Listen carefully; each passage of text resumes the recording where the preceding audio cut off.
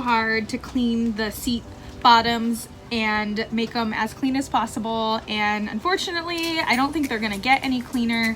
So I'm just gonna move on, and we are now going to be treating all of the rust that we found in the vehicle. Ryan and I have been working on scrubbing it down with a wire brush, and then as well as my mom, she's been helping too. Also, we've been using the electric wire brush as well. And then once that is, all the little flakes are gone, we will treat with Ospho. We're gonna see how this thing does, and then we can finally paint with Rust-Oleum, and it'll actually look like we are making a little bit of progress, because right now it doesn't really look like it.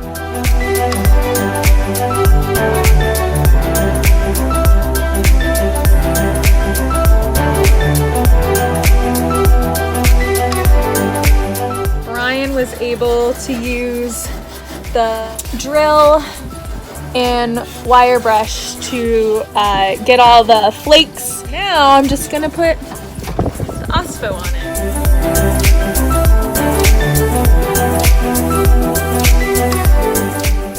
Today I'm going to be using Bondo to fill very, very small holes that have been rusted through, that we discovered after using a wire brush to get all of the loose rust off. As you can see, I'm not gonna fill these holes. These holes are gonna hopefully be useful for something, but I am gonna fill this little bit right here with Bondo, and then afterwards I'm gonna sand it.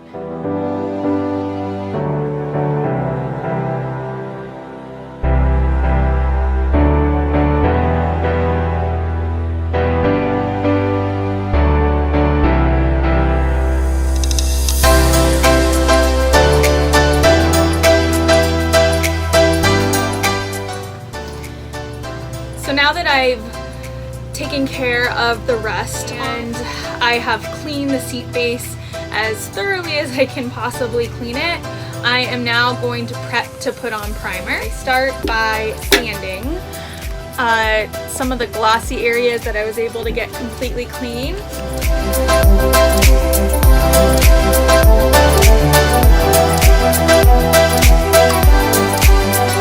And then after that, I'm gonna rinse all of the seat base with soap and water.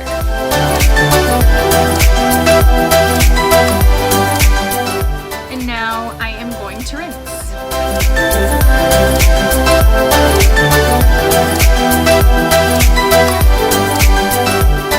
Now I'm going to dry.